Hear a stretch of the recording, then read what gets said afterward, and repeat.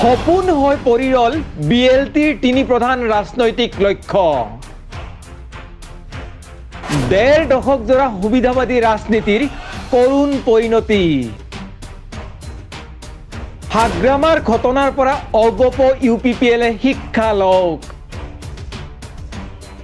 একে দশাই হ'ব পাৰে অতুল কেশৱ প্ৰমোদ উৰখাউৰ।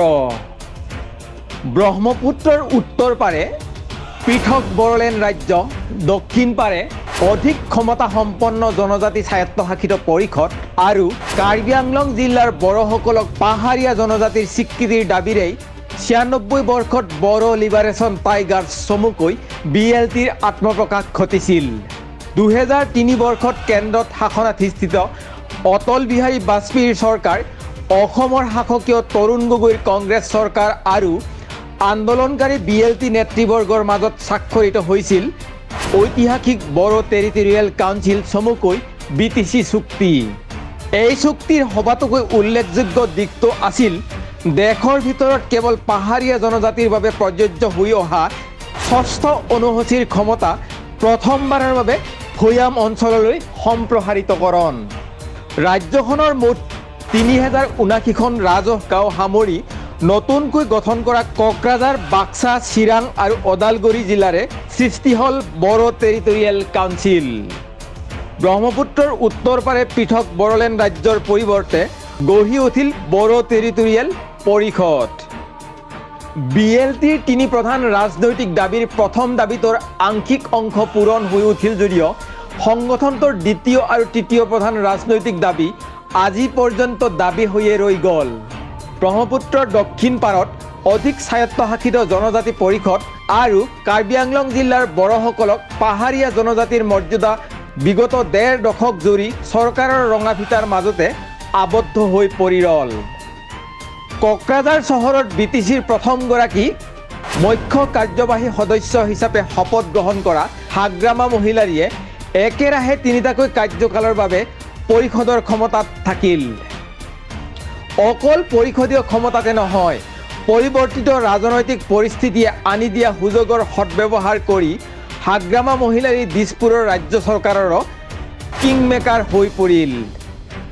দিল্লী, দিছপুৰ উভয়তে কংগ্ৰেছ দলৰ চৰকাৰ ক্ষমতাত থকাৰ সময়ত হাগ্ৰামা মহিলাৰী কংগ্ৰেছ চৰকাৰৰ লগত থাকিল আৰু দিল্লী, দিছপুৰ উভয়তে BJP শাসনলৈ অহাৰ সময়ত পুৰণি বন্ধু সলনি কৰি হাগ্ৰামা মহিলাৰীৰ BPF দল BJP চৰকাৰৰ অন্যতম অংশীদাৰী দল হৈ পৰিল।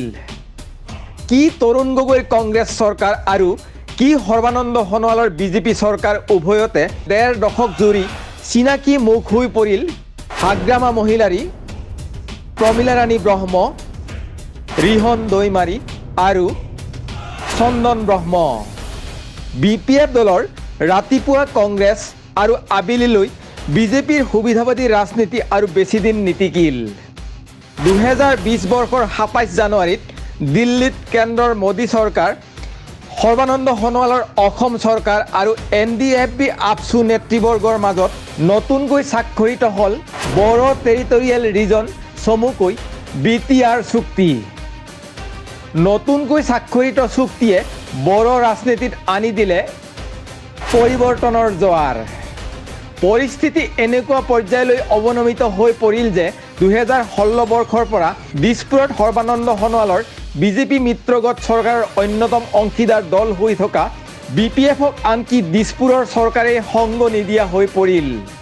হাগ্ৰামা মহিলাৰীৰ সকলো আশা নিমিষতে পানী কৰি BTRৰ 2020 বৰ্ষৰ নিৰ্বাচনতো দিছপুৰৰ BJP চৰকাৰে আপচু আৰু NDFB সমৰ্থিত নতুন ৰাজনৈতিক দল UPPLৰ পক্ষতে মুকলিকৈ অৱস্থান গ্ৰহণ কৰে।